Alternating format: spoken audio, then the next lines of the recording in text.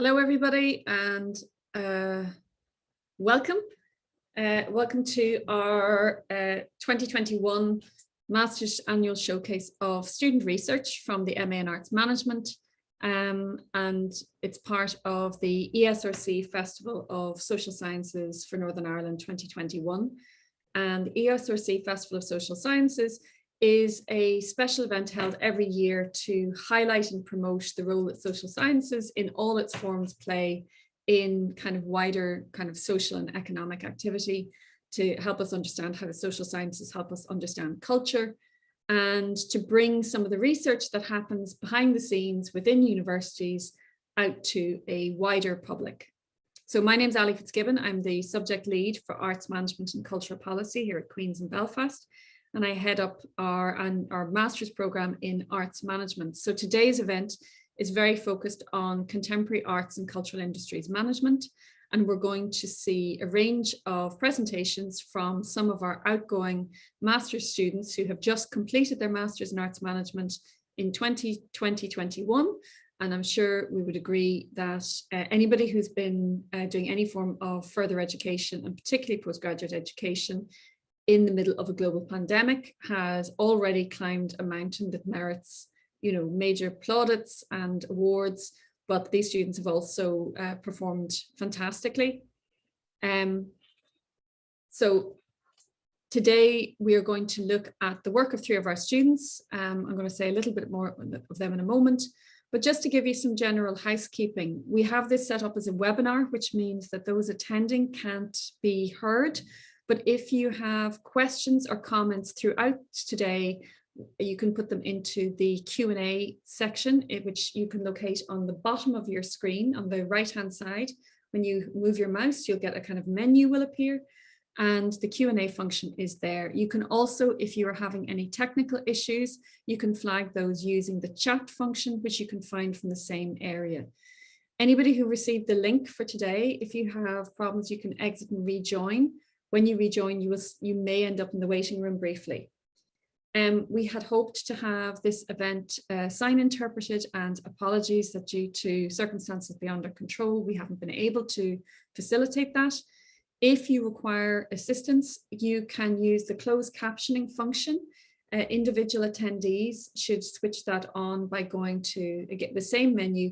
And if you look at the bottom, you can see live transcript with two little CCs in the bottom of your screen, just beside the leave button. If you switch those on, closed captioning will appear immediately, and it's reasonably accurate on Zoom. So to move on to the content of our day today, we are looking at influences on contemporary arts and cultural industries management. And this is a really quite a broad topic. What do we mean by influences? And when we talk about those, we mean the forces that are within and without the arts and cultural industries. So inside the individual organizations and beyond the organizations to the wider world, that directly and indirectly prompt and shape the actions and behaviors that people make in arts and cultural work. And without doubt, in 2020 and 2021, we have seen that some of the greatest influences have been concerns of uncertainty and change, both positive and negative. We've seen the acts of things like the Black Lives Matter movement resurging to prompt change, to make us question things. And we've also seen more negative results, such as the outworkings of COP26, where the time for real change has not taken place. So the dissertations presented today represent just some of the influences that we are looking at. Students this year have worked on a wide range of topics, and it so happens that all three of our students today are presenting on topics related to the museum sector. But this is a master's in arts management. And so we have had students who've been looking at intangible cultural heritage, such as Tibetan Thankas art. We've had students exploring the implications of cultural policies in cities on street dance.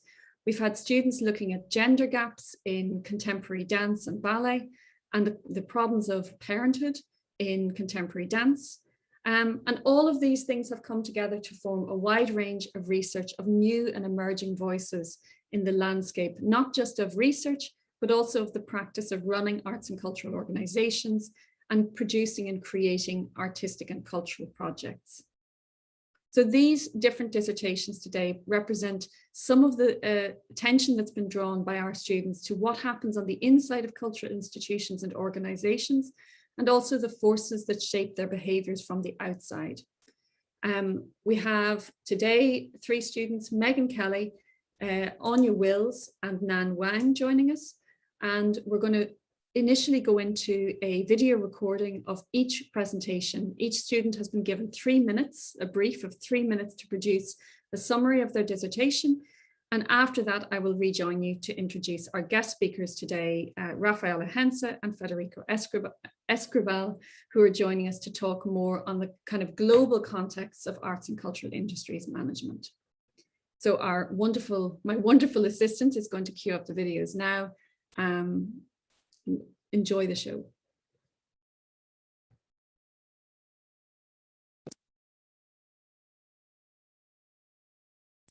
My project investigated the relationship Ireland's position as a post-colonial state has in its National Museum by focusing on its repatriation policy.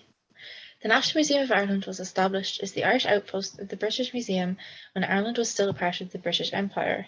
Thus, much of its original collections were comprised of objects acquired as a part of British imperialism. In many ways, the legacies of imperialism are built into the very foundations of the institution. Coupled with the strange place Ireland fills in post-colonialism discourse, the National Museum of Ireland makes for a very interesting case study. There are numerous reasons why this topic is particularly relevant at this time. The last year has been monumental in a number of ways. However, the reignition of the Black Lives Matter movement and the subsequent rise of the decolonisation and repatriation movement in popular media during summer 2020 can be remembered as one of the most defining moments. This led to responses from national heritage institutions across Europe. However, it did not appear as though the National Museum of Ireland responded in similar ways. To do this, I decided to carry out qualitative research, the primary research method being interviews. The original plan was to compare the policy of the National Museum of Ireland to that of the British Museum. However, issues of access meant that was not possible. So the focus of the project shifted slightly towards comparing similar institutions on the island of Ireland, and the National Museum of Northern Ireland was chosen as a replacement. The interviews were carried out with members of staff of the National Museum of Ireland, the National Museum of Northern Ireland, academics and activists. 6 interviews in total. I then used secondary policy research to flesh out and support the findings. While I originally set out to examine the repatriation policy of the National Museum of Ireland, I instead discovered that there isn't one. In fact, there is simply too much work that needs to be done on the decolonisation of the institution prior to an effective repatriation policy being able to be put in place. There is a number of reasons for this. There is still an over-reliance within the institution to base their policies and practices on that of the British Museum and the United Kingdom in general, a sort of internal colonisation. Furthermore, there is a need for more open dialogue between all parties with stakes in the movement, from activists to museum heads to government officials. The issue of decolonisation is not just a museum one. There is changes that need to happen at all levels of Irish society. Ireland as a whole has changed rapidly since its establishment as an independent country. However, it has been slow to change and work on its remaining colonial structures. Thus, there is a struggle for it to recognise its new multicultural identity. This has left many groups feeling underrepresented on a national level. I found that there is a willingness within the National Museum of Ireland to change. However, it is not something that can happen overnight.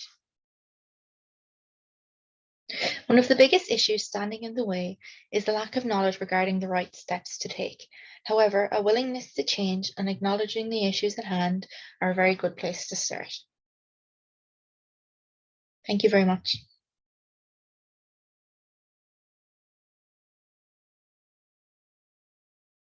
My research sought to investigate the use and effect of potential buzzwords in the Northern Ireland museum sector. This research understood buzzwords defined in 2 ways. One is a term which describes a new process but with ambiguous terminology, and a term that is not usually used or lacking a common definition in the field. Investigating the use of buzzwords in policy is important because it affects how policy is interpreted and acted upon by museum management, which in turn affects their relationship with the public and impact on society. The meaning on terms are created through power relations in the museum sector. and these meanings can shift between institutions. Despite being vague, can often be granted a common sense meaning by power structures in both policy and institutions. The cultural policies introduced by New Labour in the 2000s placed greater emphasis on how museums solved issues and drivers to improve social inclusion and cohesion, well-being, which inevitably informed museum practice, both adopted and resisted by museum professionals. Northern Ireland museum policy followed the shift, which was of significance given its position as a post-conflict society. However, the impact of language and policy has not been as studied here as extensively compared to the rest of the UK, and here the intersection between language and policy is much more pronounced. Museums are positioned to solve issues of reconciliation, so terms such as community inclusion have risen in use, yet despite being used, they are often vague and shift meaning. So I used a qualitative multi-method approach, which included interviews with museum professionals and policy and strategy analysis. The analytical approach combined a critical discourse analysis and Kyle Backey's What's the Problem approach. The research found that community inclusion and policy are dynamic and flexible in meaning. However, these meanings were influenced by discourses of power, instrumentalism, reconciliation, and well-being, which was reflected in interview. However, aspects of power made potential buzzwords of community and inclusion contestable, as each term varied in meaning according to museum department or type. This variation was subordinate to policy, and policy interpretations defaulted to two main groups, simplistically Protestant and Catholic. Those who did not fit into these categorizations or with the values of the museum were excluded in the name of inclusion. Museum professionals, however, often shared a desire to move away from this binary grouping. Nevertheless, these interpretations were controlled by underlying power relations within the museum sector, and despite resistance, museums were expected to adopt these terms to communicate their usefulness and value to stakeholders. Museums and museum management therefore deployed this language to further their own goals. In conclusion, this research found the terms community and inclusion to be ambiguous in meaning and deployment. Despite being buzzwords, in some instances, their use was important for communication with stakeholders. However, these terms also carried common sense meanings, which are determined by policy, reinforcing how communities were categorized as needing intervention through a justification of reconciliation and well-being. In turn, reduce the agency of communities to decide if they need such intervention, which increased the exclusion of groups, despite seeking to support museums as a net positive force for inclusion. Thank you for listening to my presentation. Hi everyone, my name is Nan, and I'm going to talk about a comparative research study I completed on the role that art museums played in urban regeneration process in two socio-political contexts, Spain and China. I found that there is a lack of research about art museums' role in urban regeneration process in China, and even this was known about the differences between China and similar ventures in Western countries. This was the purpose of my project. I chose the Guggenheim Museum Bilbao and the Power Station out of Shanghai for three reasons. First, they were both industrial heritage sites before they were transformed into art museums. Second, they form part of urban development plans, which aimed to regenerate each city.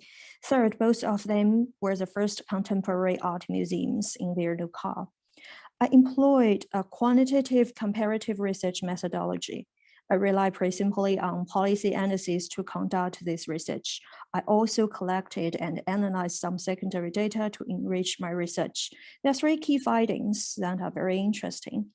Firstly, both museums were part of an urban development policy, but each was expected to achieve different objectives. The Guggenheim was a flagship project which aimed to reverse the economic decline in Bilbao. The Power Station art was not a flagship project, but was a part of a series of cultural regeneration projects in the regeneration of the World Expo site. This in turn aimed to support other objectives. Secondly, the operational forms of them represent two different cultural policy models. The Guggenheim was a result of cooperation between public and private sector because of the participation of the Guggenheim Foundation.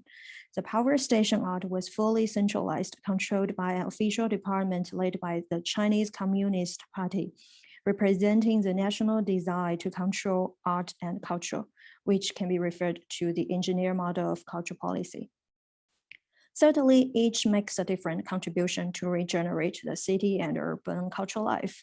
From the economic perspective, the Guggenheim made a great contribution to reverse the economic decline of Bilbao. However, Power Station arts impact was limited.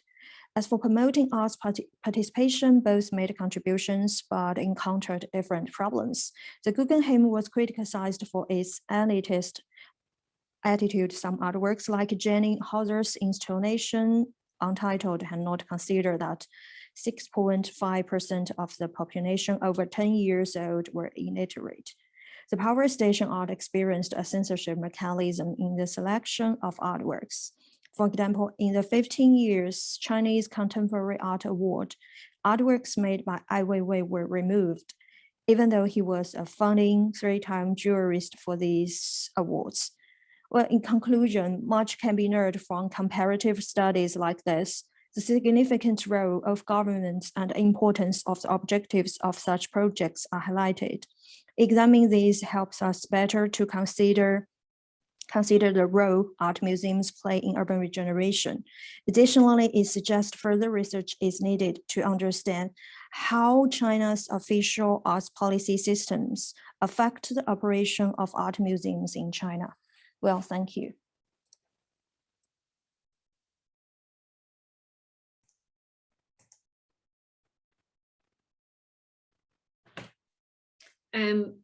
Thank you very much to Nan and Anya and to Megan for those three presentations. They've been working on them kind of over a number of weeks, and I'm really impressed at how they've been able to kind of condense such big meaty topics down to a short 3 minutes. If I could give them like virtual rounds of applause, I would.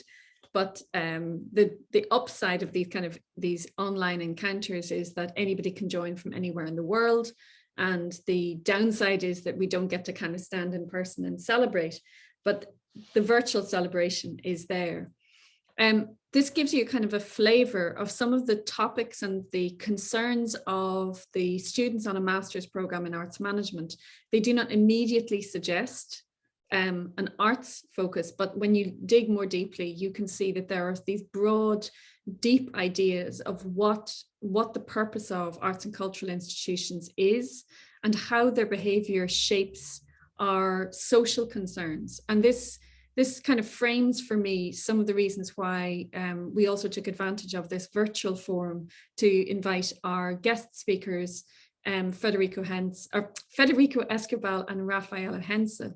And just if I could take a few minutes to introduce them. I first came across Rafaela Hense's work through an initiative that was set up between Rafaela and my former colleague here, Dr. Victoria Durer. So before I joined Queen's University, the two were involved in putting together a project known as Brokering Intercultural Exchange. And this was born out of common interests to look at how ideas of interculturalism, of global connections, shaped the arts and cultural management practices and behaviors. And I was very taken with this. I was very moved by the motives and the intentions of it, but also by the significance and its importance, not just from a research perspective in terms of what we study in the universities and what we teach students, but also to think about it more widely as a social and ethical concern within the global industries that we all study and celebrate. So this idea of kind of recognizing the importance of thinking about a much wider and deeper world and understanding how to kind of create relationships across borders, across languages and across boundaries was it moved me profoundly.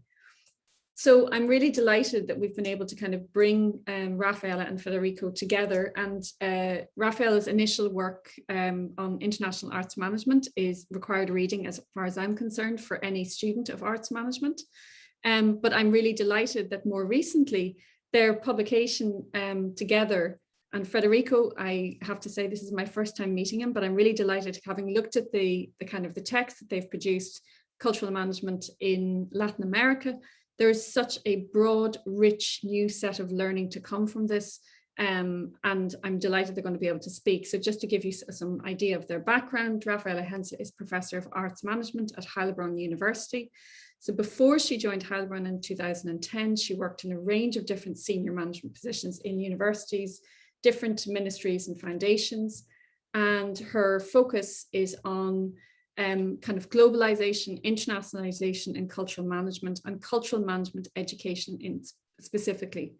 Her initial background is in law, and she has an MBA also from the University of London. Federico Luis Escobar is a cultural manager who specializes in cultural policies, diversity and cultural rights, and is based at the National University of the Arts in Argentina. And he has been a guest teacher at the Arts Faculty of the National University of Colombia. He directed an arts and crafts school in São Tomé and Príncipe in Africa, and served as the head of the National Directorate for Cultural Rights and Diversity Promotion, and as head of the local vocational training system in Buenos Aires city. So I'm going to pass over to them to talk a little bit about the book that they have edited and created together. And then at the end of this session, we will have a Q&A where we'll ask our students to rejoin the session. And anybody who has questions for our two guest speakers or for any of our students, please put your questions into the Q&A function. Thank you. Thank you so much, Ali, for this amazing introduction. I don't know about you, Federico, but I'm really excited now because Ali sets a benchmark so extremely high for the two of us. Yeah, we are absolutely happy and delighted to be part of that. And when I talk about benchmarks, the three presentations before us were amazing. So Federico and I will try our best to live up to that standard. And I have to say, I have been to Belfast a couple of years ago, and I met Ali there in person for the first time in the frame of the Brokering Intercultural Exchange Network. And I have to say, I had a bit of interaction with the master students at that time, and it's an amazing program run at Queen's, apart from this being an enormously beautiful campus and an interesting place to be in the first place. So I'm very happy to be back in Belfast, even if it's only virtually. Yeah, Federico and I, we have been invited to talk about our current research, which is on cultural management and policy in Latin America. And yeah, Federico and I think that this is important, otherwise we would not have embarked on this kind of journey and project, because we have the strong sentiment that voices from Latin America, voices from South Central America are rarely present in our current discourses. So I rarely come across colleagues from the region in international conferences, but also if you as students take a second to reflect on your literature lists, for example, on the reading you have done during the last couple of years, I assume there will be very few authors from that region featuring on that list. And this is something that intrigued me. I think you might have come across, or I hope you come across Paulo Freire, Pedagogy of the Oppressed, which I think is an essential read for everybody in the field. You might have come across Augusto Boal's Theater of the Oppressed. It's all these relatively dated works that I came across and that sparked my interest, to learn more from colleagues in the region and hear more of them. And this is why, Federico and I embarked on doing this journey and getting an edited volume out there, which I'm going to show to you in a minute when I'm sharing my screen. So hold on. I hope this works. Okay. I think you are able to see it, right? Any nodding? Yeah, I guess so. We are. Okay, awesome. So let's see whether we can also move it. So this led us to this edited volume, which is to a certain extent shameless self-promotion at this point. But what is important to us is that all those that contributed to this project are from within the region, because you have literature on Latin America, but it's mainly, I'm not saying exclusively, but it's mainly written by colleagues from the so-called West. And it's mainly on neoliberal development approaches concerning Latin America. And what we were looking for were authentic voices. And this idea of going south and learning about new narratives is not new. It's not that we invented that. So you've come across Halls, Bivak, De Souza Santos, Membe. Mexico. They've all argued for doing this. And there's a recent article by Shom from 2019, who also argues from, reflecting on cultural management from the South. But to us, it was important to have these voices, these what we came to call hidden voices gathered within this volume. And why is that important? Because we are both deeply convinced that challenges we are currently facing are global challenges, like just to give you this example of climate change.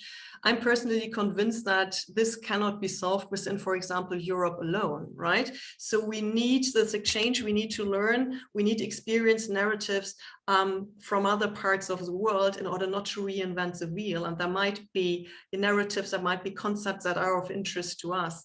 And we will talk about that in a bit. And Federico will dive into that a little more in the second part of that presentation, because we've shared that amongst us.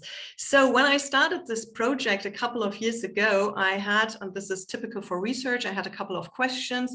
And after the research, I had even more questions. I think that's what research is mainly about. So what was I specifically interested in when I was thinking about, well, I want to learn about Latin America. So I was interested in learning how cultural management is exercised in geographically diverse and heterogeneous countries like Brazil, Bolivia, Mexico, with a multiplicity of ethnic groups and Afro-descendant populations. I was specifically interested also in the entire issue of nationalism, which we'll see particularly in countries like Venezuela, Chile, Brazil, and the topic of populism. This is something that I have tried to get my head around for quite a while and published some articles on, because this is what we've seen recently in Europe, in continental Europe, particularly in Eastern Europe, but also in Germany, the swing to the right. Well, we've seen Brexit, we've seen America first, make America great again, save America and North America. So there is this rise of nationalism, populism, and our colleagues in Latin America have ample experience with that for decades already. So I would like to share these experiences. Then the entire topic of colonial legacy, post-colonialism mentioned in your presentations as well.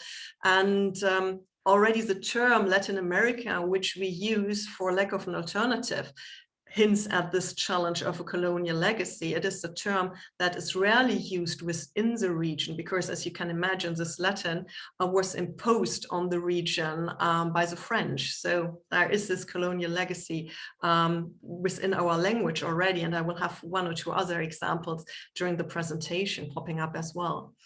And then I have that question on whether cultural management approaches, Western cultural management approaches, are of any use within the region.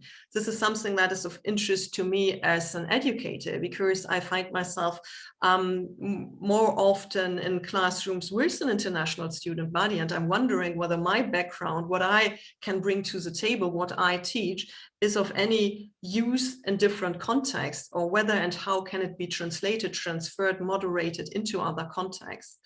And then finally, that's what I've stressed already, is this search for new epistemologies, narratives, literature, and one concept that we might talk about a bit more in detail, which became a kind of buzzword. Somebody mentioned buzzwords in her presentation before, is this buen vivir, which is a concept which can be very oversimplified, be translated as living in harmony and peace with nature, which is an indigenous concept, which is very, very complex and often maybe misunderstood even in our context.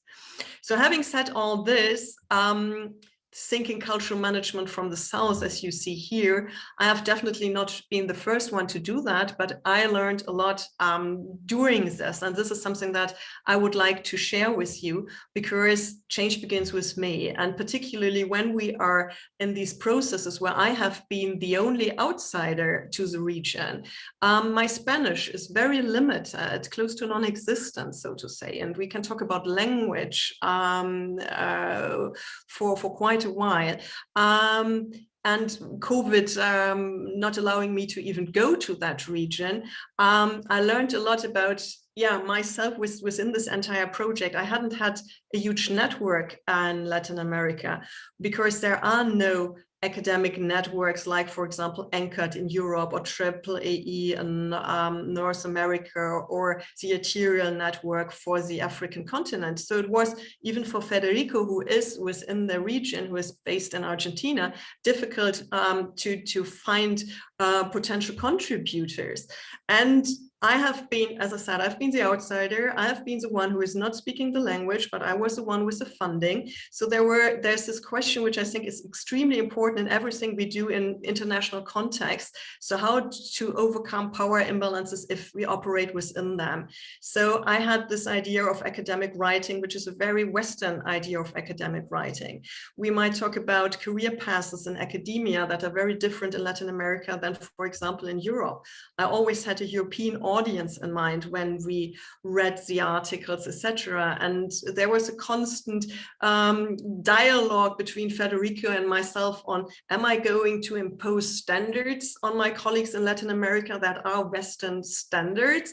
And I found that a lot of really interesting. And as I said, this entire project was a learning process that I took a lot of, not only when it comes to knowledge and research I gained, but I learned a lot about myself and how I approach things and how I collaborate. And I find that interesting. But let's go to the lessons learned. Approaching Latin America as an entity, a single entity, is in the first place a tricky thing to do. And there's always this danger of a single story. I'm not sure whether you are familiar with this TED Talk with the title "Danger of a Single Story" by the Nigerian author Chimamanda Ngozi Adichie. In case you are not, I'm going to put it in the chat because it's really worth having a look at. It's about this idea of we having stereotypes, and Federico was always very keen on us avoiding that, on not conveying a special image of Latin America that might stick in the minds and open up that this is different. And we have to keep in mind this is a region that covers 20 million square meters. That is twice as large as Europe. They have very different climates, vegetation, very different political systems in place, and a huge variety of different ethnicities. And even language is not really a unifying factor. You know that Latin America was divided in the 15th century between Spain and Portugal. So most countries do speak Spanish, but Brazil, one of the biggest countries, speaks Portuguese. And then there is an enormous number of indigenous languages spoken, which are even protected as official languages in Peru and Bolivia. However, these languages have suffered a decline in recent years, and have become the basis for social and political discrimination against their speakers. So this is also something I find interesting. However, having said this, having explained the huge variety of the sector and of the country in itself, I think it doesn't come as a surprise that we have not entitled our book Latin American Cultural Management, because nothing like that exists. So we called it Cultural Management and Policy in Latin America, because you might agree with me, there is nothing like European cultural management out there. And I guess there is no African cultural management out there. So this is, yeah, maybe one lesson learned, and this is a lesson, danger of a single story. And it is easy to trap in there. So you see Latin America and how diverse and huge it is. Then another lesson I learned is the interdependence of arts and policy. So this is also something that popped up in many articles in our book project. So there is this struggle to develop or maintain institutions that serve the arts and culture, both within and beyond capital cities, because centralization is also an issue within the region. Render artistic production accessible to diverse audiences, rather than being bodies that further enhance the power of those in government, or maybe even foreign policy interests by Spain, or to a lesser extent Portugal. Due to a certain lack of predictability and transparency in the cultural sector in a couple of countries within the region, necessary transformations have often been driven by groups that do not have their roots in politics, but in the arts. So there's this term artivism out there in English, which we, for example, in German, do not even have a translation for. But I think it is, if you want to learn how struggles for creative justice, social justice, better working conditions for those within the creative sector, building cultural infrastructure also in rural areas, equal inclusion of indigenous populations and cultures are led from bottom up, it is really worthwhile to have a look at these different organizations in Latin America. And I have to excuse my Spanish, it's horrible. Federico, please forgive me, but some prominent examples, which you see here, for example, in the middle, and that some of you might have heard of before, is the Madres and Abuela de la Plaza de Mayo, for example, or the Confederation of Workers in the Popular Economy, or a feminist movement in Argentina, the collective Ni Una Menos, just to name only a few. And I find this really interesting, and there's a lot for us in there to learn, which I can only just mention very briefly here in this presentation. And last but not least, from my side, that it is definitely not coming as a surprise that even 200 years after the independence, we have this colonial influence until the very day. Well, not even all countries within the region are independent by now, just as a footnote. But legacy is like racism that we experience, for example, in countries like Mexico and Brazil very strongly, as well as the marginalization of indigenous populations, the destruction of cultural identities, or even entire cultures. All these are legacies of colonialism. And against this background, after the colonialization period, after many of these countries became independent, they were seeking for role models. And instead of looking back to century-old societies and cultures, they were sought after in, for example, Europe, and particularly in France. So till the very day, you have institutions modeled after French administration in countries like, for example, Mexico, which never fitted within the region in the first place. And I find that, yeah, really, really interesting to talk about and to reflect upon. So how do institutions have to look like that really fit within the specific context? Latin America has experienced civil uprisings, guerrilla movements, dictatorships, swings to the left, interestingly known only in Europe as pink tide, because this is also a learning I took away. This is one of these terms. Pink tide is not a term currently used in Latin America, right, Federico? It's known there, but it wouldn't be used for these swings to the left, as we in Europe just use that term and think that that's common and that's a way to phrase it. It's not.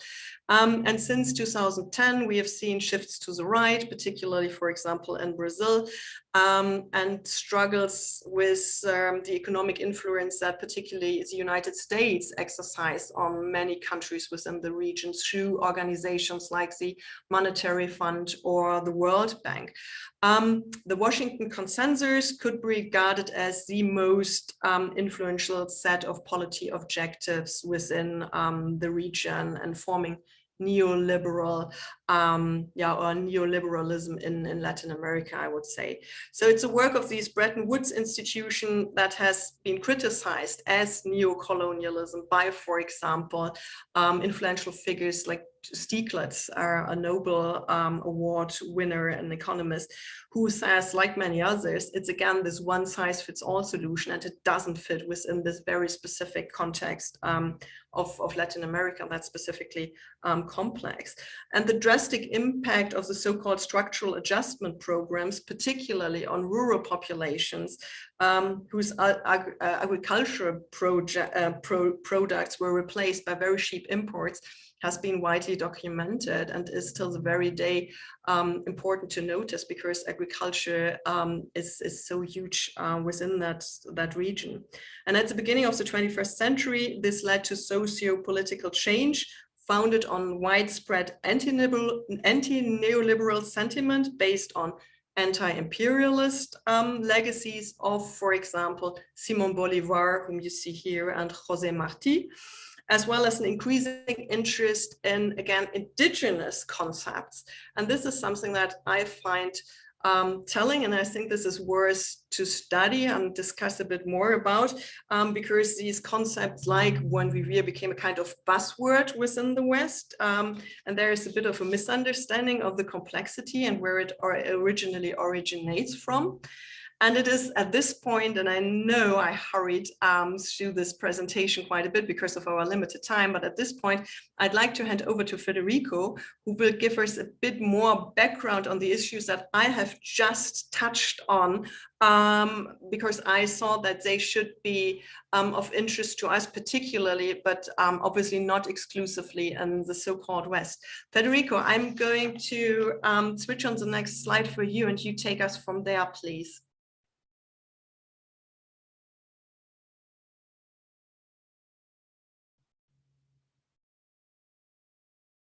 So where's Federico?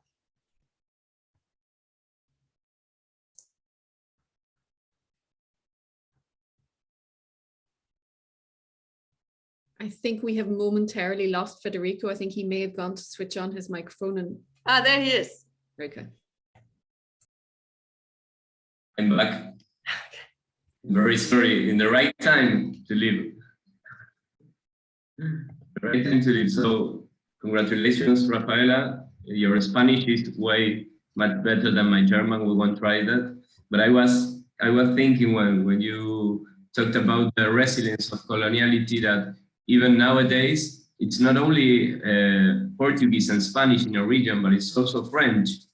I don't know if we haven't spoke about this, but France holds its most extensive limits today with Brazil, with its presence here in South America. So that's something to be aware of. So my presentation will attempt to synthetically identify how the regional cultural landscape on which contemporary cultural management seeks to impact was configured. To this end, it becomes necessary to identify colonial intervention as the great historical breakpoint of our region. We will try to highlight some relevant elements about what the region was like before colonization, how it was transformed by it, and how certain tendencies still sustain in the symbolic structures of our region to this day. Finally, we will try to identify some distinctive elements of how cultural management assumes its insertion in this geocultural environment, and briefly identify some contemporary challenges for our profession. So, original South America, what was South America before colonial intervention? First of all, it was clearly, as Rafaela has expressed, not a unit, neither territorially, politically, nor culturally. Diversity of social experiences only partially interconnected, a combination of geographically widespread historical accumulations with unique technical and scientific developments, including the world's largest urban center at that time, Cusco, in the Andean highlands, and others scattered in the Amazonian lowlands. Two elements were common to this diversity of social experiences, and one of them is the awareness of reciprocity in intra-societal relationships and with nature, a tradition that in the mid-Andean region is associated with the figure of the Pachamama, of the Mother Earth, and the circular consumption of time. This idea that the future consists on restoring an essential order of life following traditional patterns is linked to the idea of sustaining a natural order that respects the planet as a living organism. A number of conditions facilitated the conquest of the continent by Europeans. Following the logic of reciprocity, the great civilization experiences were based in this region more on complex tributary systems than on military coercive control. The interruption of these tributary systems, together with the introduction of pathogens to which the local population lacked antibodies, and the Europeans' military technological superiority, generally oversized, made conquering success possible. So, please, the next slide, Rafaela. Okay. What was the main effects of the colonial intervention in the cultural perspective? The homogenization, identitarian homogenization of cultural diversity, under an imposed category of Indians derived from the confusion over territories that had been reached, making an historical confluence and tensions between social groups invisible. The introduction of the African enslaved element, social polarization with culture as a differentiation element between the Western elites and the popular sectors, the introduction of race, a pseudo-scientific fiction developed to organize the economic exploitation of Indians and Africans in order to maximize the economic impact of the contest. In this sense, Hamilton's calculation indicated that the silver transported to Spain in little more than a century and a half exceeded 3 times the total European reserves at the time. And this calculation does not include smuggling, which can be estimated between 10 and 50% over that figure. But the main impact was not only demographic, and the cultural transformation driven by military control was unprecedented in its depth and breadth in world history.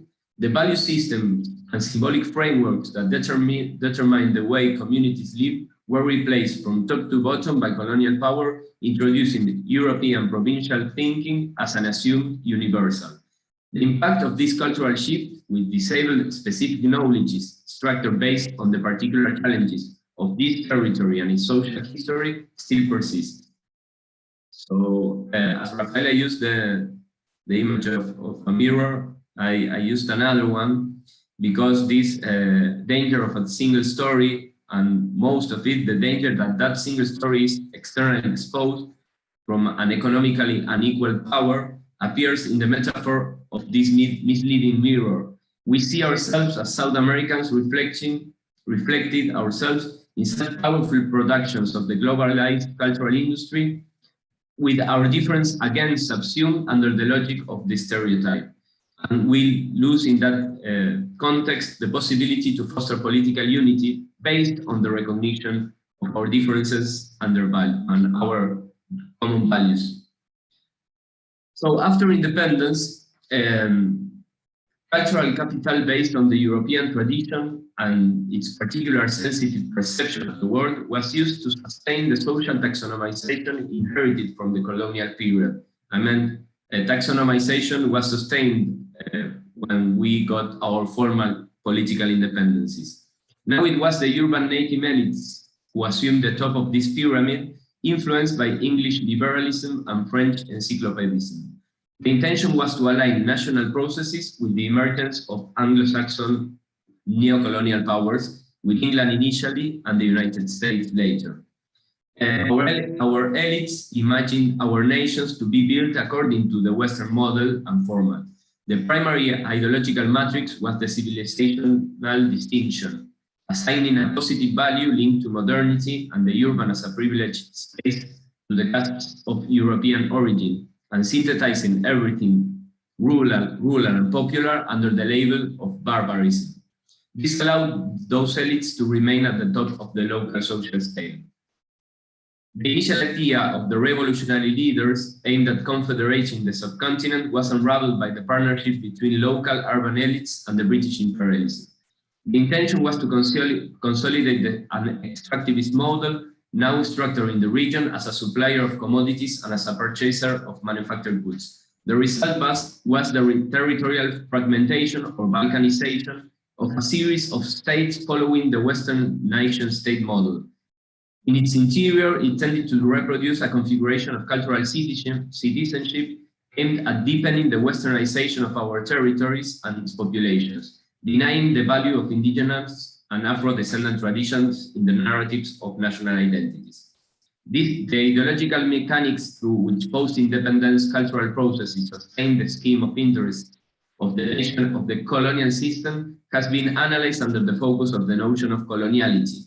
This perspective assigns to cultural policies and to cultural management, as a consequence, a primary responsibility in the dismantling of this epistemicide and the resettlement of cultural sovereignty, understood as the way of seeing a world and operating it based on one's own historically and territorially determined challenges. The next slide. How is the contemporary South American cultural context, and this is very well explained throughout our book. There is a great difference within the region in terms of the institutional and regulatory framework for culture, as well as in the robustness of the cultural industries, cultural consumptions, the advance of digitalization, and other dimensions that are determinants of the cultural ecosystem. For example, here in Argentina, we have an intellectual property law since 1933, and Chile has its own since 1970. In Uruguay, the average speed of internet connectivity is 4 times that of Venezuela or Costa Rica. Brazil had, in 2008, 98 million of Afro-descendants, Afro-Brazilians, while Bolivia had only 10 million inhabitants 4 years later. Cultural policies in general have begun to recognize popular traditions and, with them, expanded the register of subjects covered by cultural rights. But much remains to be done, and the primary mechanism is still the direct transfer of subsidies or money to artistic creators. At least since the 80s, the regional intellectual field has considered cultural policies to be an appropriate tool for strengthening incipient democracies. In the post-dictatorial period of those years, the challenge was the recomposition of the social fabric and the appropriation of public spaces. Since the 90s, the agenda shifted to the search for the very survival of the artistic and creative field in the face of the withdrawal of the state following the neoliberal imposition of an economistic approach to culture, to which Rafaela referred recently in this Washington Consensus approach. Since this century, towards democratic coexistence in the face of the emergence of governments guided by a distributive rationale that didn't manage to get over this traditional homologation between culture and the arts. At the same time, political movements based on cultural diversity have established the urgency of reforming the legitimized discourses on national identity in order to incorporate the historical accumulations and cultural singularities of indigenous and Afro-American collectives, among others. States weakened both from the right and from the left, from globalist positions, have begun to accept the need to strengthen themselves by including these historically repressed and invisibilized diversities within the framework of national identities.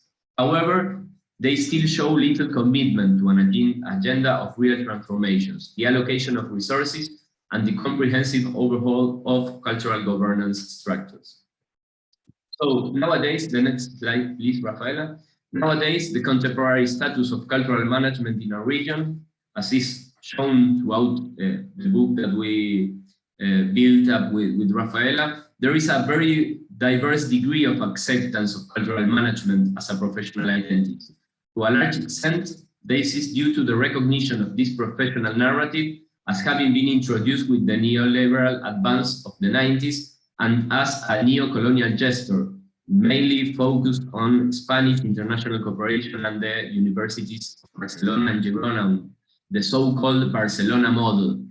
In some countries, such as Argentina, Mexico, and even Brazil, with their variations, there was a process of reconfiguration of those initial mandates of cultural management introduced in the 90s, taking into account certain traditions linked to popular domestic cultures.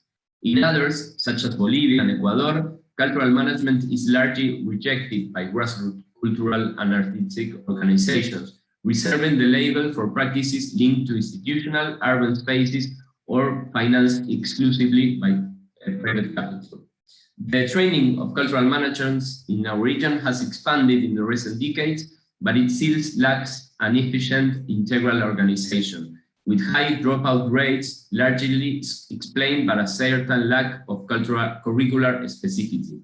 At the same time, as a reflection of coloniality, most of the programs consider mostly and even exclusively North Atlantic literature. Although professional networks, as Rafaela has explained, with the degree of maturity found in Europe, the United States, of Africa, have yet to emerge, there is a growing awareness among South American professionals of the need to come together, and in some countries, national networks are beginning to be established. There is also a growing identification of the economic impact of cultural activity, with a significant contribution to GDP in some countries, but at the same time, the sustainability of precarious structures for artists and workers from the sector. There is an emerging discussion towards the distribution of this cultural-based income. While in a global sense increasingly aware of the colonial legacy and the way in which language consolidates global inequalities, and in which artificial intelligence facilitates translation, there is a growing but still low presence of South American colleagues in global debates. Rafael has referred to that. And at the same time, incipient studies on the comparative cultural policies indicate that there is no such thing as a South American model of cultural policy. Rafaela has also stated that, but there is a series of common challenges nowadays based on the reduction of contemporary inequality, as well as a series of innovations in the field of cultural public policies, among which the Brazilian experience during Lula da Silva's mandate and which musician Gilberto Gil as Minister of Culture stands out. So last, and trying not to spend too much, which are, in our perspective, at least the main challenges in this cultural management contemporary agenda?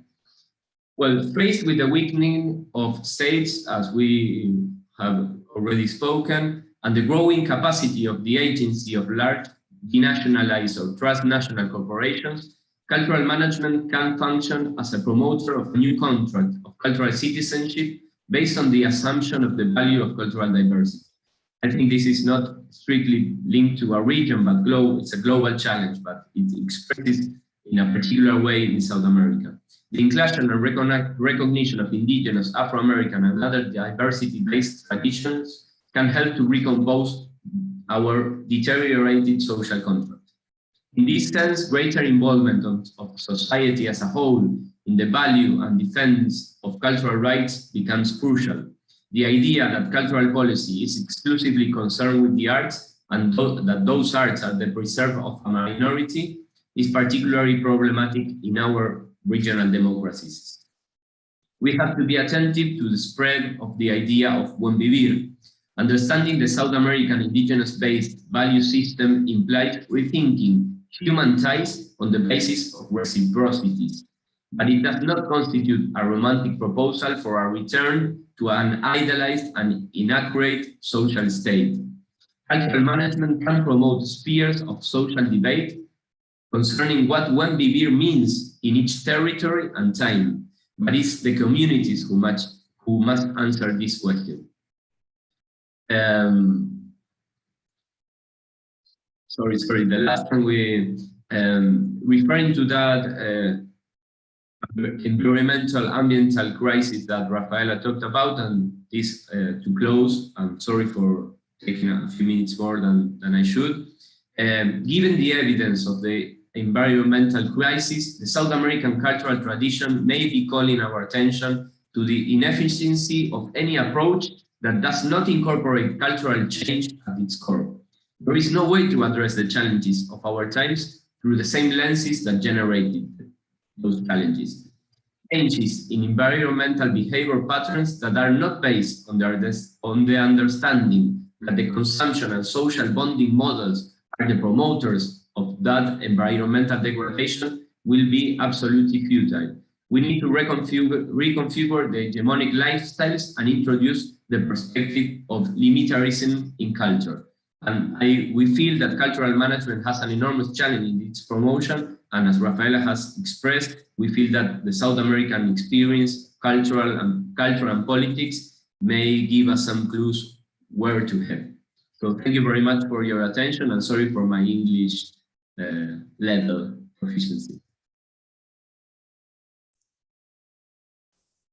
Sorry, Federico, I did slip that slide by accident. I didn't want to cut you short. Sorry for that. No problem. But you know, my fluency is weak, so any mistake, it's like, well, thank you very much, Eli. Thank you for this invitation. It's really great to be sharing this time with you. Your fabulous. I'm going to call back our other panelists back into the stage, as we call it. There's no fiddling about with microphones and tables in this kind of online setting, but thank you, Raphael, and thank you, Federico. I still always, when somebody says, I apologize for my English or something, I think your English is so vastly better than my Spanish or my German, which is non-existent in both cases. Not least the ability to talk in these really incredibly complex topics in such a clear and candid way. So thank you very much to you both. I'm going to ask Anya and Megan and Nan, our 3 students who presented, to put on their microphones and their cameras. So we had asked the audience if they had questions to put them into the chat or into the Q&A. I don't currently see any questions, but if you have questions now, could you put them in, please? I would probably kind of kick off myself because I'm nosy and I'm curious, and I can see the intention of today was to look at influences. And at the start, I was talking about the influences without and within, and it's very interesting to hear across the 3 student presentations and also your talk just how much these 2 things, the interdependency of what happens within cultural institutions, or as you point out, cultural movements or collectives, and something that's maybe not so fully coherent as an institution, how that's influenced by much longer, older historical forces and concerns of policy and global location. I would like to kind of start with a question which is about context, because for me, what was a common thread across all of the different presentations today was how important understanding the context in which these things happen, in which cultural management takes place, matters. And I probably would like to bring in, bring a question into Nan Wang, just to ask you to talk a little bit, because your presentation was looking at Bilbao and Shanghai, and you kind of found some differences. Would you like to respond to kind of how did you understand the difficulty or the challenge of the different contexts? Well, during my research, I found that's the most difficult part to understand maybe a concept or a series of concepts, but they have completely different meanings in different contexts. Just like cultural-led urban regeneration, maybe in the Western countries, in the Western context, it affected by neoliberalism. But in China, I found that the whole process of urban regeneration in China is very short, because the economy had achieved its success in a short period. So there is no particular period for cultural-led urban regeneration. So when I explore those concepts, I need to distinguish them into context. That's the most difficult part for me at the beginning of my research. Yeah, that's really interesting. And Kim Spence has kind of added a question into the chat, specifically about this question of context to Raphael and Federico, and you can decide who wants to respond. And she's asking, what would be the key European cultural policy context that your work in Latin America exploded or questioned? So I think it's about how did your work kind of push back against key European ideas or concepts? Which one of you would like to respond? I guess that one is for you, Rafaela. I thought you would say that. You're more aware of European cultural policies than I am. Oh gosh, that's a tricky one, Kim Mary. Thanks for that. Well, there are so many different layers to which I can respond. So first of all, we could talk about funding issues there. That would be a topic to talk about. For example, there is a bit of funding, EU funding, but it's very hard for projects that involve Latin America. I have experienced that a couple of times, that this is more or less prohibitive, so that you cannot really get them involved. Then there is obviously the way we treat languages. Also, when it comes to funding, there are a couple of countries out there in the world that reject to hand in, whenever they are asked to hand in something official, to do that either in English or Spanish, because it's not their language, and they want to stress that language is extremely important and that they would like to do that in their own languages. That is one argument. The second argument is that translation can be incredibly expensive and many cannot afford. And this is, for example, also something that I experienced when doing this project, and this is something that I continuously argue for. We need more. We need to build knowledge bases. And I think this is something we are not really aware of in Europe. And we consider that a one-way street, like exporting our knowledge into different parts of the world. And luckily, many of us are able to at least struggle through with English, but it's not a one-way street. So just to give you an example, I have this book, which is, as I just learned, mandatory on your curriculum, Introduction to International Arts Management. And I want it to be read in Latin America. And it needs to be translated into Spanish. And I had to raise funding for that in the first place. And secondly, I had to pay an enormous amount of money to my publishing company to allow me to let it be translated into Spanish. So there is this entire issue that is also, Kimberly, I might take that question way too far, but there's also this knowledge base idea. Why don't we publish more open source? Why is this still in academia so important to publish with prestigious publishing companies? So this entire project would have been maybe even better open source, because now we are facing, for example, the situation that many people in Latin America are really interested in our work, but the book costs 120 euro. That's an incredible amount of money, even for European standards, but imagine that for Latin American standards. So we exclude people from building up knowledge bases. Plus, we ourselves don't build up knowledge bases because we don't go to the hassle to translate things. So I had to translate a lot of text that I used for my research, and I used DeepL. So I have high hopes when it comes to artificial intelligence that this might be helpful one day. So Kimberly, I'm not sure whether that answers your question, but the entire issue of language would be something I stress here, and that it is incredibly underestimated in cultural policy, that there's not enough debate going on about it. And there is this extremely good book by a French sociologist called François Julien, which is called There's No Cultural Identity, Il n'y a pas d'identité culturelle. And he also stresses that language, he says that translation is the language of dialogue. And I think this is really cool, and we do not have that on our agenda as much as we should. That's really interesting. Plus two things. One of them, I try to address it in the presentation, but there is a widespread rejection of this Barcelona model, that this work in Barcelona in the 90s should fit America without any kind of translation or any aim to be translated into the social and cultural context. So this is very challenged throughout most of the chapters, or a majority of the chapters of our books, of our book, by most of the authors, of a group of the authors. And the other I would like to stress is what Rafael started speaking about, the funding. This so-called white money comes with a group of standards, of European-based Western standards, that a vast minority of collectives and artistic movements here in South America can fit.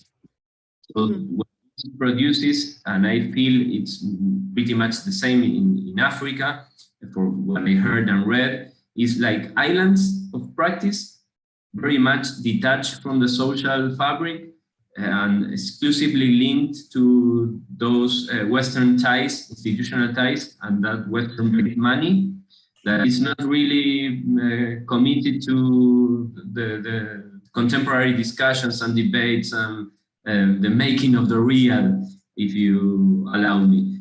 So I feel that is something to be questioned. That's really interesting.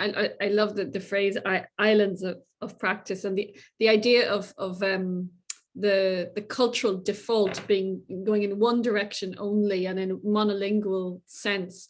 I'd like to bring in Megan here, because in her. Sorry, Ali, yes? Do you excuse me? But to be fair, I kept on thinking it's pretty much the same that the state does to grassroots movements. much of our local, national grassroots movements are not able to get funding from the state because they don't meet those standards that are at the same time based on that Western standard. Yeah, inherited standard. it's Sorry. almost like a bad. Not to put all the blame in Europe, that I think that it's very unfair. I was very taken by when Rafaela raised the artivism and some of the ideas of alternative approaches that I'd like to come back to. But first, I'd like to talk to Megan a little bit, if that's okay. Because Megan, in your presentation and dissertation, you talked about some of the challenges. It wasn't that the museum didn't know that they needed to look at these certain amount of decolonization, which as a Western European museum may seem not as obvious, but has similar challenges. You ended up looking at both the National Museum of Ireland and the National Museum of Northern Ireland as a comparator. Yeah. Could you talk a little bit about some of the differences you noted there in terms of the response to colonialism? Yeah, I think in a lot of ways in the National Museum of Ireland, it could be considered easier. They only, like in the National Museum of Northern Ireland, they have two sides of a story to appease. You know, there's obviously certain people who wouldn't see Northern Ireland as colonized, some people who do. So it's definitely the National Museum of Ireland would, in some aspects, it could be argued, have a straighter path towards the decolonization of the institution. But I did think it's quite interesting in that the National Museum of Northern Ireland, they are just slightly more aware. There was more work done on it. There was more prep going towards actually putting in place as policies towards the decolonization of the institution. And I think maybe that could be because there is two sides of the story, so there's just more awareness in general. Whereas in the National Museum of Ireland, we're independent now, so we are decolonized, even though there's still a lot of structures within the museum that indicate against that. So a lot of parallels that the colonized systems, I think you talked about internal colonization. Yeah. So even though all the systems, well, not all, a lot of the systems of the museum are still very much based on UK systems, because obviously it's a national museum of an independent state. It's not really seen so much as a colonial institution anymore, even though there is still quite a lot of internal colonization. Unacknowledged or uninterrogated in some way. I think there's lots of parallels with what we were hearing in Federico and Rafaela's presentation. I'm going to turn here because there's a couple of questions that have come in the chat. I'm looking between chats and Q&As. So there, Katharina and Mags and Salome, 3 different people have got questions about the research methodologies that the students have used. So I'm going to turn this one to Anya, if that's okay, because there were a couple of questions about the experience of conducting interviews during the pandemic using online, and problems of lack of physical access to the location of research. Could you tell me, because you used interviews in your presentation, could you talk a little bit about what were the issues that you encountered doing this during COVID?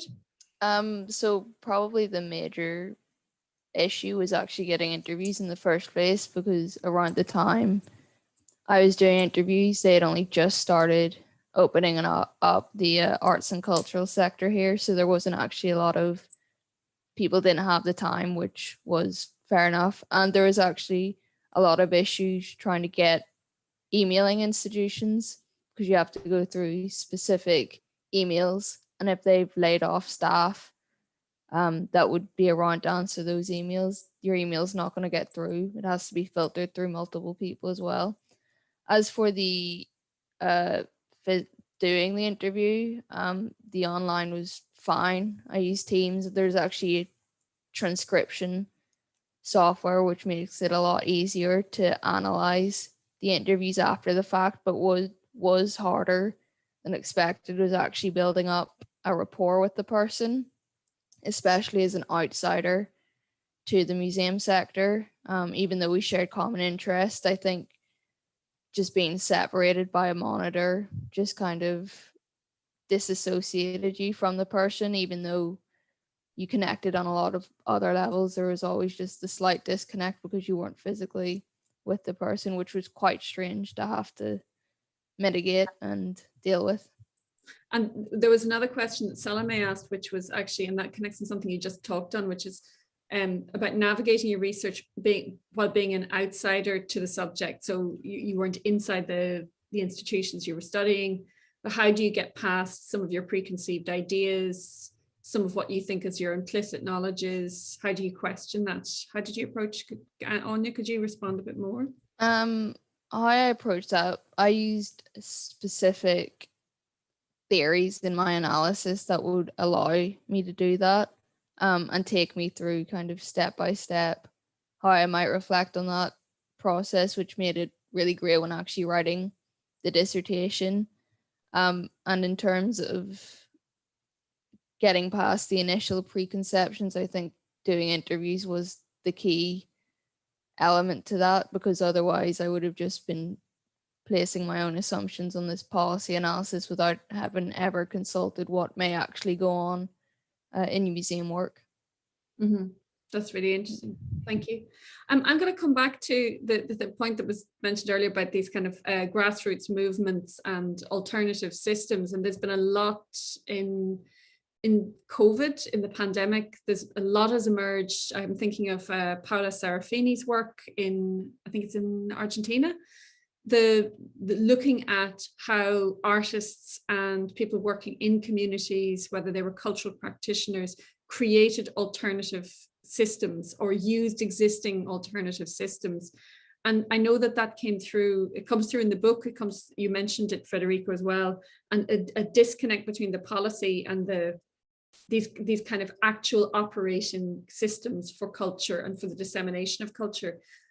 Could you comment a bit more on that, or talk a little bit more about what you think this means for the future of arts and cultural industries management?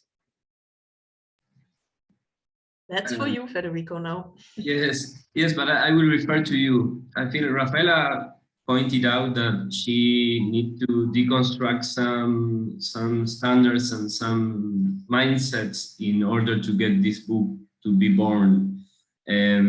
I feel the whole cultural governance system in a region should do that, in a region at least, should do that, because it's very much based on that homologation between culture and the arts, and not just that, but I don't know if there is a translation, but a specific group of people, that is our local aristocracy, as the cults, the cultos, the only ones that were able to hold culture and that were subjects in terms of cultural rights by the institutions. We always study that Argentina, for example, holds a cultural governance system based on the conjunction of the English Arts Council model and the French Cultural Ministry. So that is very much detached from social realities in a very diverse, in territorial and social terms, country as ours. So, but there is also a risk I would like to point out, because I feel our most high standard in regional terms was the Gilberto Gil experience and the Puntos de Cultura policy and Cultura Viva Comunitaria, that was based on the recognition of what was really happening in territorial terms, and the habilitation, I don't know if it works, for that social projects and processes to go to the cultural ministry and ask for support.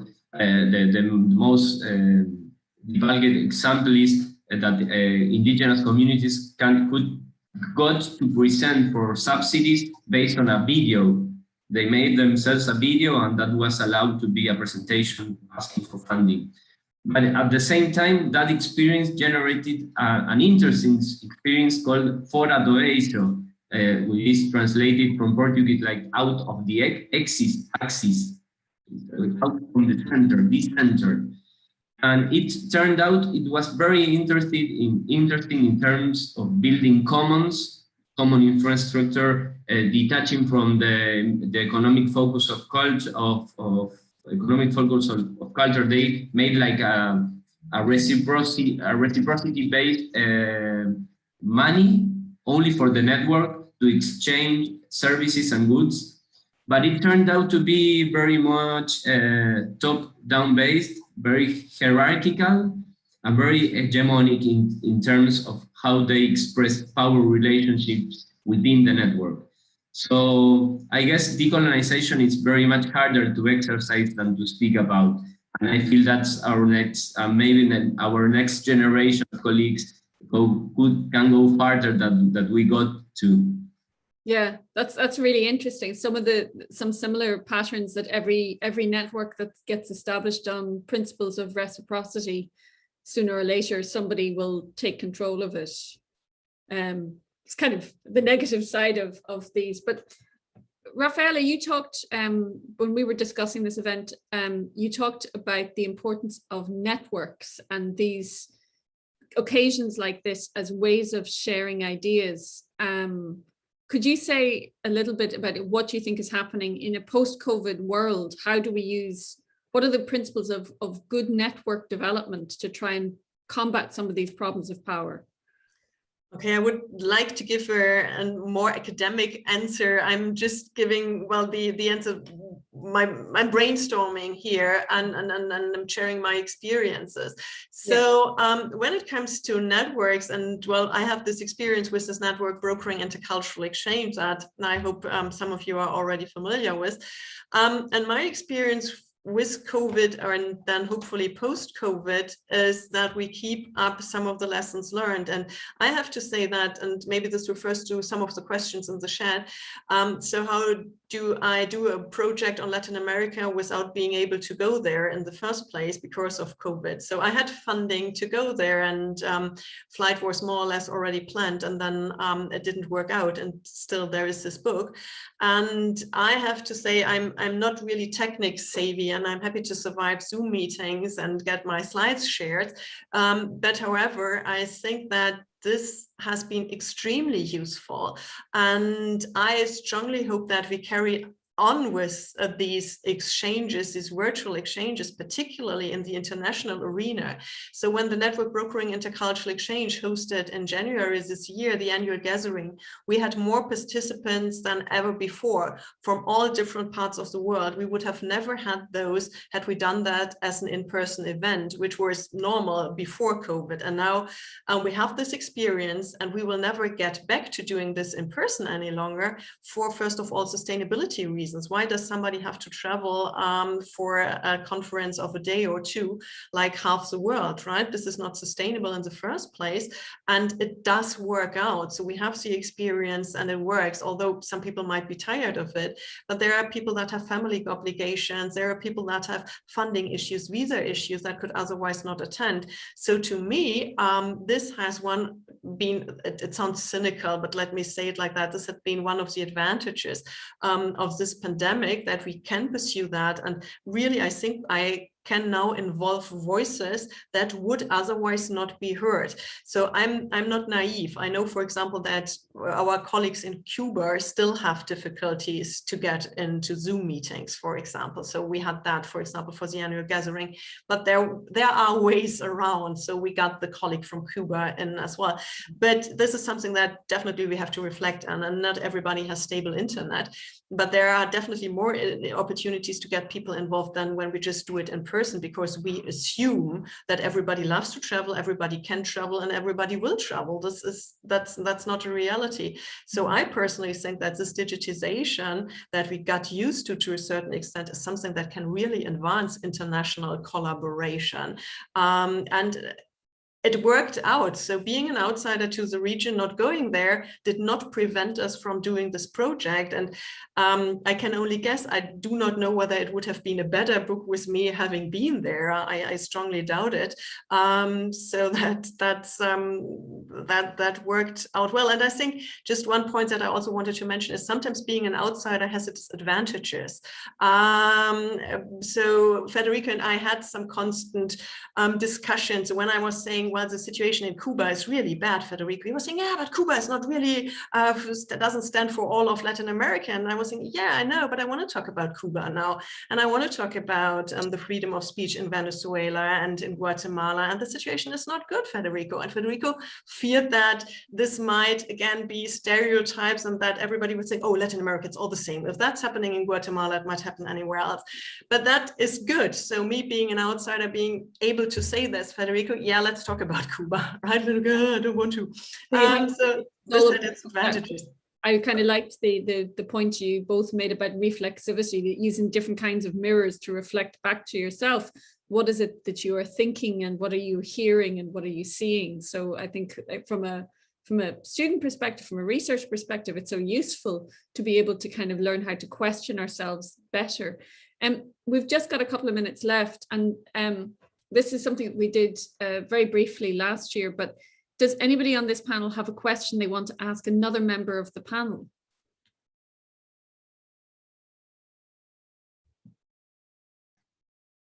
I would really like to be invited to more expositions of your students, because I only one question and a few minutes won't do it, but I would really love to know more about the studies you're carrying out. Yeah. Rafaela? Yes, I have a question when it comes to the issue of restitution, because that's a huge issue in Germany as well. And I know France just did send over tons of looted artworks, and Germany is like giving back 2 Benin bronzes. So how is that in Ireland? Are you going to give back? Is there a memorandum of understanding of giving back looted art to African countries? Megan? Or has something already been given back? There's definitely ideas of wanting to give back, but the biggest problem the National Museum of Ireland have at the moment is that they don't actually know what they have. When the split from the UK happened, a lot of things just went into storage, and there was a lot of stuff that just kind of went away, like the leftover parts of British imperialism were put away and they didn't want to be thought about. So when I was speaking to some members of staff from the National Museum of Ireland, they were saying that some of the work that needs to be done before that can even happen is real top priority at the moment. Actually finding out what they have, where it came from, in order to understand who to give it back to. Because if they don't know that much, then that's yeah. Federico put a question in the chat saying why only to our African brothers, but actually there has been a very famous case in Ireland, not in the National Museum, but is the return of Aboriginal remains, which has been a huge topic about the restitution of, similar to some of the issues in the US. But it's quite an interest. It's a live topic because Ireland is reconciling itself to its own colonial state. So part of the question is how do the colonized or possibly colonized see themselves in repatriation from their own institutions? So there's a double layer of complexity that Megan was exploring. So Kim in the chat is saying that the Irish situation speaks to the importance of public attention and purpose. And yes, clearly the conversation has been heightened by the Black Lives Matter movement last year, and the resurgence of it, that this is suddenly gaining more. It wasn't that nobody was having the discussions, it's that they have become more urgent, and people are communicating and networking digitally in a way that they didn't do before. We're at 2:30, and we had said we would finish up. So I'm very conscious of the amount of time we've given and the time of day. It's now, for Nan, it's now 10:30 at night. We were really impressed that she's, and Federico's already had a very early start this morning. We're spanning the globe, about 20 hours between us. I'd just like to thank again all of our panelists today: Anya Wills, Megan Kelly, Nan Wang, Rafaela Hense, Federico Escobar. We will have a further seminar series, the final seminar of our subject area this semester is next week on the 24th of November. We will have Tess Slominski. The event is open to anybody to join. Rafaela and Federico, you're very welcome to join us as well. And Tess Slominski will be talking about her book, Trad Nation, Gender, Ethnicity in Irish Traditional Music. It promises to be very exciting. I'd like to thank you all and to say the recording of this will be made available online. We will have these short videos that the students produced also available through a YouTube link shortly. And thank you very much. And thank you to all our audience for joining and engaging in the conversation. Thank you so much. Thank you, Ellie, for having us. Thank you.